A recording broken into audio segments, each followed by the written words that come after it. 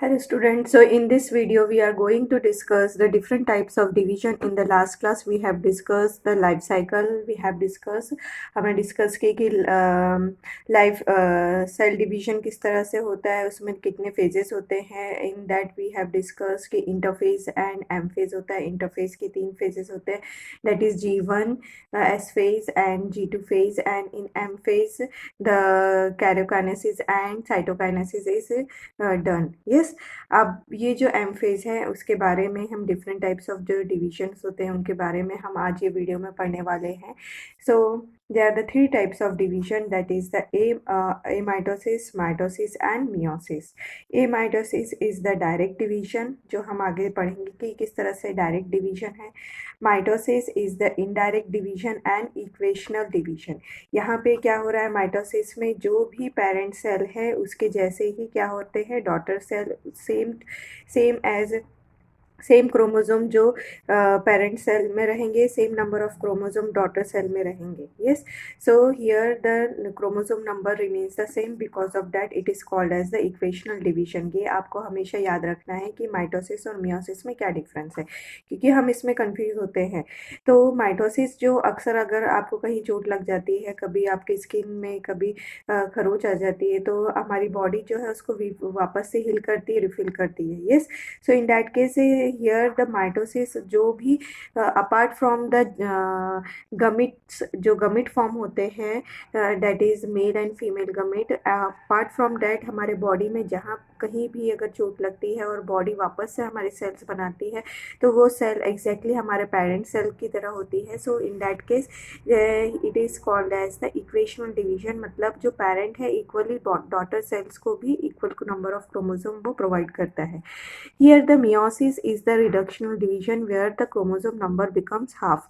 Here क्या होगा, गमिट अगर उसके पेरेंट सेल के पास अगर 2n नंबर ऑफ क्रोमोसोम है, अगर वो 2 डॉटर सेल बना रहा है तो दोनों डॉटर के पास n जो है इस तरह से जो क्रोमोसोम नंबर है वो हाफ हो जाएगा. ये इस तरह का जो रिडक्शनल डिवीजन है ये आपको कहाँ देखने मिलेगा, it is always seen in the formation of gametes. Gametes जब बनते हैं जब हमारे बॉडी में male and female gametes, at that time here the this reductional division, that is the meiosis is taking place. So आपको याद रखना है, meiosis is the reductional division and mitosis is the equational division. Yes, now see हम थोड़ा इसको और detail से देखते हैं. So mitosis is the process in which the karyokinesis, that is the nuclear division होता है, उसके बाद जो साइटोप्लाज्म है उसका डिवीजन होता है. Here the nucleus. अब ये जो है ये डायरेक्ट डिवीजन क्यों कहा गया है, यहाँ पे क्या हो रहा है, यहाँ पे स्पिंडल फाइबर जो है, स्पिंडल फाइबर का फॉर्मेशन नहीं होता है. डायरेक्ट जो सेल है वो सेल का साइज बढ़ता जाएगा and after some time there is a certain, आपको यहाँ पे डीप ग्रूव दिखाई देगा, मतलब एक थोड़ा सा कर्व इस तरह से दिखाई देगा, और उसके बाद जो 2 सेल्स है वो अब एक दूसरे से क्या हो जाएंगे, अलग हो जाएंगे. मीन्स एक जो पेरेंट सेल था वो साइज उसका बढ़ता गया है and after some time there is a contraction in between. Contraction या आप बोल सकते ग्रूव, एक तरह से उनमें एक इस तरह अगर ये सेल है तो सेल में धीरे धीरे आपको एक इस तरह से बेंडिंग दिखाई देगी एंड दिस ग्रूव्स, उसके कारण धीरे धीरे जो 2 सेल है वो अलग हो जाएंगे. So here the nucleus elongate, constriction deepen. ये जो कॉन्ट्रिक्शन है ये अंदर इस तरह से जाते जाएगा and the nucleus divides the nucleus into 2 daughter nuclei. Yes, here the no spindle formation is taking place. यहाँ पे spindle fiber जो है वो फॉर्म नहीं होता है. It is mainly found in the unicellular organism, abnormal cell और the fetal membrane cells. इस टाइप के जो सेल्स है इनमें आपको अमाइटोसिस देखने मिलेगा. Yes, so अमाइटोसिस means it is a direct division जिसमें सेल क्या हो रहा है, अपने आप कॉन्ट्रैक्ट हो रहा है, एक बड़े साइज में बढ़ने के बाद इट विल कॉन्ट्रैक्ट और उसके बाद वो 2 पार्ट में वो डिवाइड होते जा रहा है. Yes, that is the amitosis. Then next is the mitosis, जो हम अभी डिटेल से पढ़ने वाले हैं. Here the mitosis, mitos means thread and sis means state, means यहाँ पे जो क्रोमोजोम है वो किस स्टेट में रहते हैं, it is in the thread की तरह वो रहते हैं. Yes, and this is mainly found in the somatic cells. This is mainly found in the somatic cell. It may be haploid और डिप्लॉइड, मीन्स एन हो सकता है या 2n हो सकता है, ये किसी भी तरह से रह सकता है. यस, माइटोसिस जो है ये सोमैटिक सेल्स होते हैं.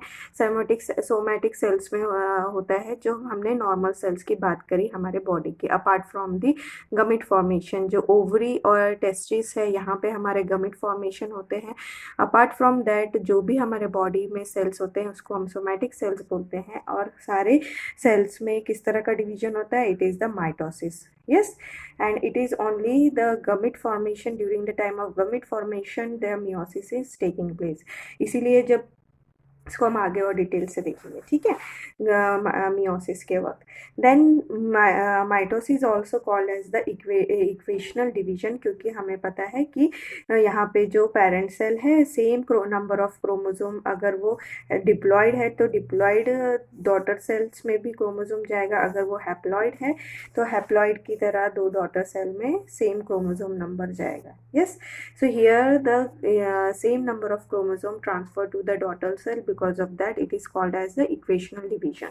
Yes, now we are going to talk about different processes, different phases of the mitosis. So here in the last class we have discussed कि हमने देखा कि कायरोकाइनेसिस, जो माइटोसिस होता है वो दो पार्ट में डिवाइड किया है उसको. एक तो karyokinesis and the cytokinesis. Karyokinesis is the nuclear division and the cytokinesis is the cytoplasmic division. Yes, now the karyokinesis. अब हमें पता है क्या हुआ है अभी तक हमारे सेल साइकिल में. क्या हुआ है कि जो सेल था, सेल ने G1 फेज को पार किया, सेल ने S फेज को पार किया, सेल ने G2 फेज को पार किया. Now the cell G2 phase को पार किया. Now the cell will enter into the M phase. M phase में जाने वाला है. M फेज में वो पहले यहाँ पे दो स्टेजेस होती है, that is the karyokinesis and cytokinesis.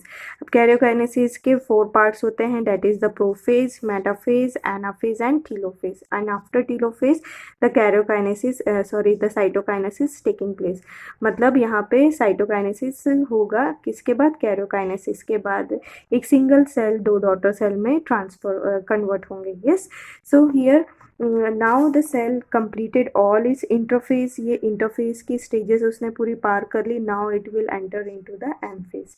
Yes, अब क्या होता है इंटरफेस में. अभी तक हमने देखा कि इंटरफेस यहाँ तक अभी हमारा सेल यहाँ पे है and it is ready to enter into the M phase. Yes, अब एम फेज यहाँ तक जब G2 के आखिरी जब वो पार्ट में या आखिरी सेशन में है तो इन दैट फेज हमने देखा था कि क्रोमोसोम नंबर कितना था, इट इज़ 2n, और जो C वैल्यू थी इट इज़ द 4C. मतलब हमारा जो क्रोमोसोम नंबर है वो 2n है और डीएनए कंटेंट कितना है उससे डबल है, that is the 4C.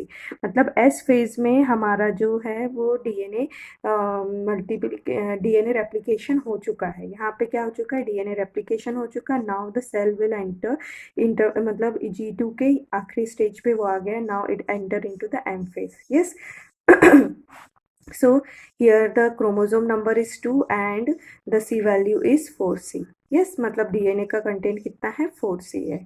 yes, so here now the cell after interphase will enter into the M phase. M phase में जाने के बाद it will, यहाँ पे क्या होगा, chromosome number remains the same and DNA क्या हो जाएगा, उसमें हाफ हो जाएगा. क्योंकि यहाँ पे क्या हो रहा है, जो न्यूक्लियस है वो डिवाइड हो रहा है. न्यूक्लियस डिवाइड होने के कारण मतलब कायरोकाइनेसिस यहाँ पे होगा. न्यूक्लियस डिवाइड होगा मतलब क्रोमोसोम नंबर क्या होंगे, वो हाफ हो जाएंगे. यस, मतलब जो डीएनए कंटेंट था वो हाफ हो जाएगा. Yes, so let's see in the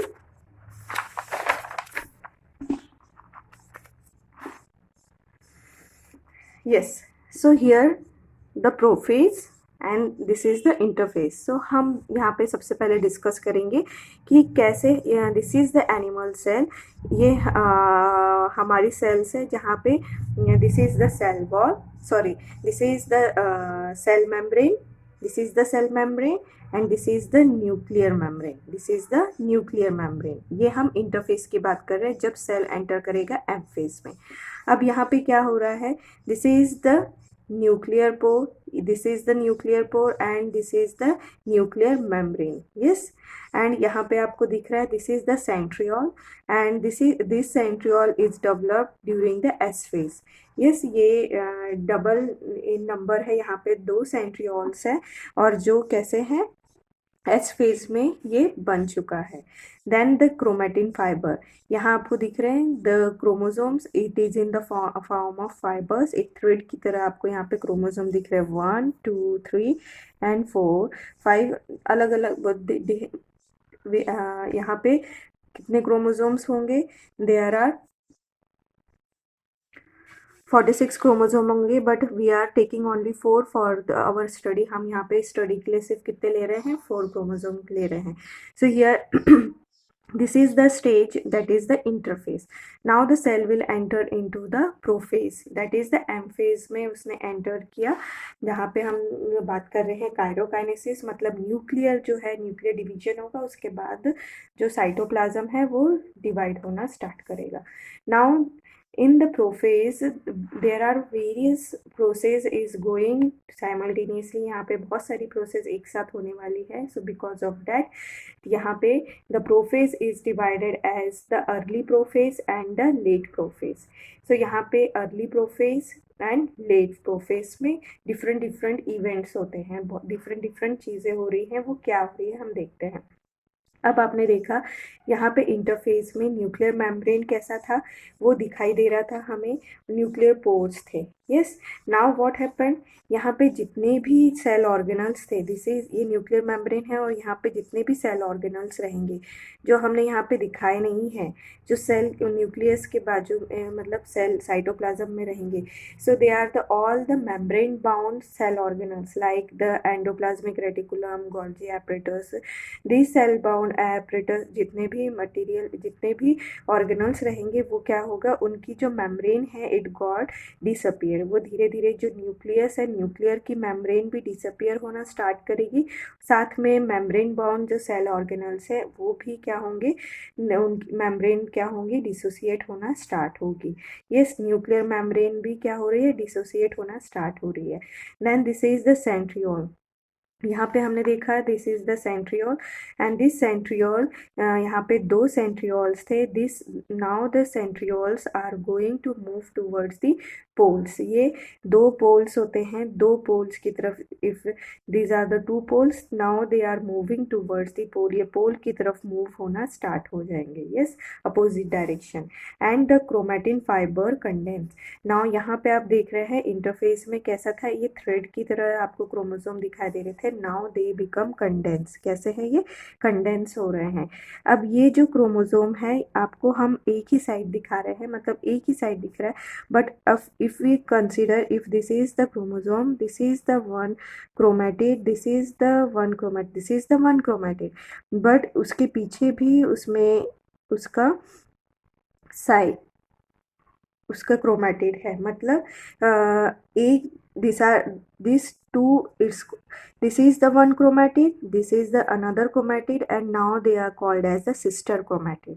yes, मतलब क्रोमोसोम जो है हम उसको रिप्रेजेंट करते वक्त सिर्फ एक साइड दिखाते हैं, but the chromosome it actually the sister chromatid, here one chromatid and here the another chromatid, ये उसके पीछे, एग्जैक्ट पीछे होता है, बट हम जब उसको क्रोमोसोम बनाते हैं तो बनाते वक्त हम सिर्फ एक साइड बना रहे हैं। सो कंसीडर हियर कि these are the 2 sister chromatid और the chromosomes are present like this. Yes, उसके जस्ट बैक साइड में आपको उसका सिस्टर क्रोमेटिड दिखेगा।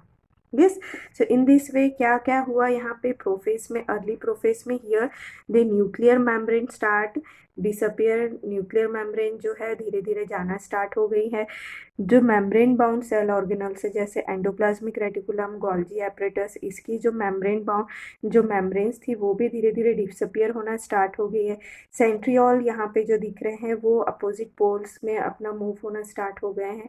एंड द क्रोमैटिन फाइबर वो कंडेंस हो गए हैं। कैसे हो गए हैं? कंडेंस हो गए। जैसे यहाँ पे थ्रेड लाइक स्ट्रक्चर थे, यहाँ पे वो कंडेंस हो गए हैं।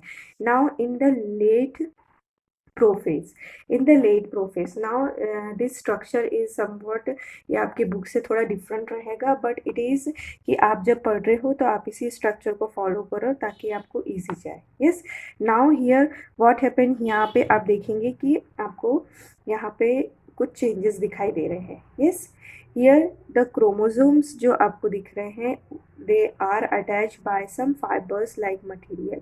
सो दिस मटेरियल यू कॉल्ड, ये जो आपको दिखाई दे रहा है thread, this is the spindle fibre, this are the spindle fibres, they are attach to this aster rays. यहाँ पे ये दिस इज द सेंट्रियोल, और यहाँ से आपको थोड़े थोड़े ये इस तरह से ये जो दिखाई दे रहे हैं रेस निकलते हुए, that is called as the aster rays and this is the centriole.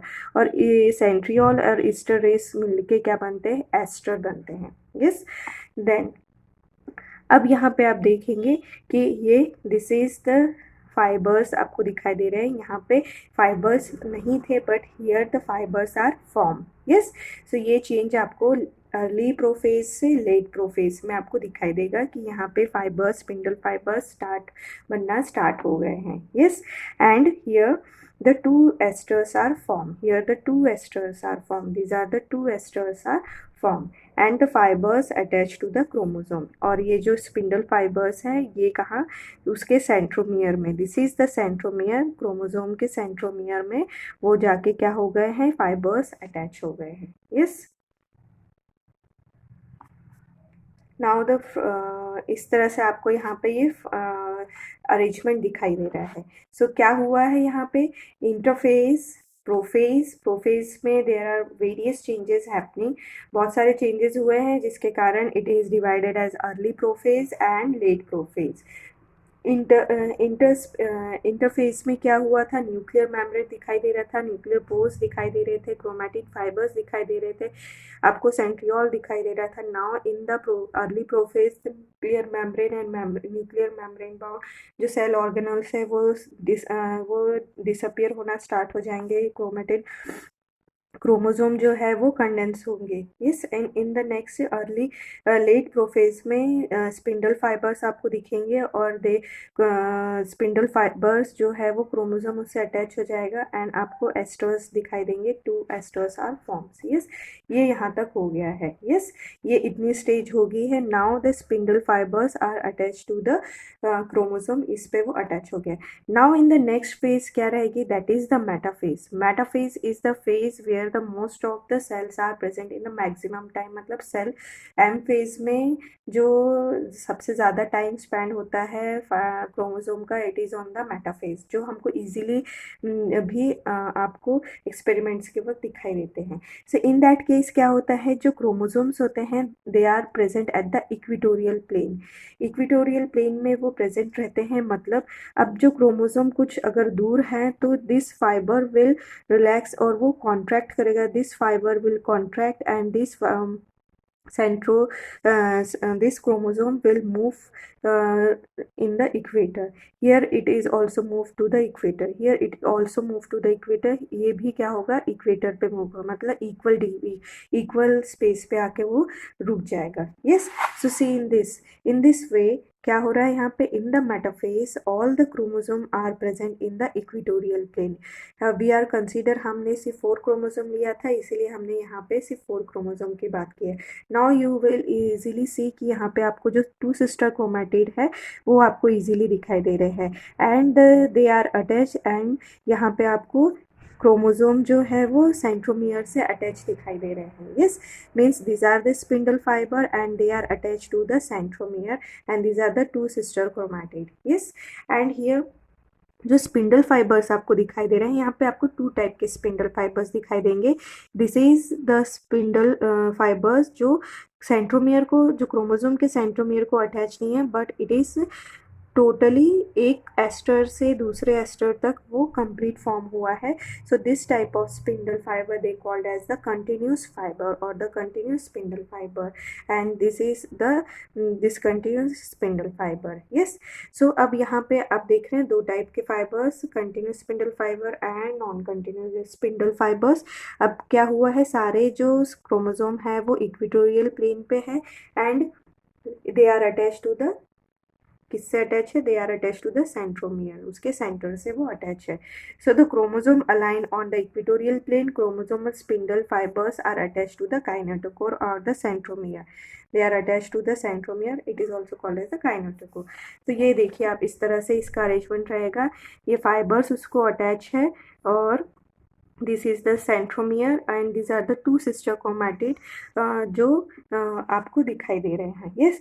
now in the next phase what happened in the anaphase, this spindle fiber they are, ये उसको अपोजिट डायरेक्शन में पुल करेगा तो क्या होगा, उससे जो सेंट्रोमियर्स है वो क्या होगा, डिवाइड होगा.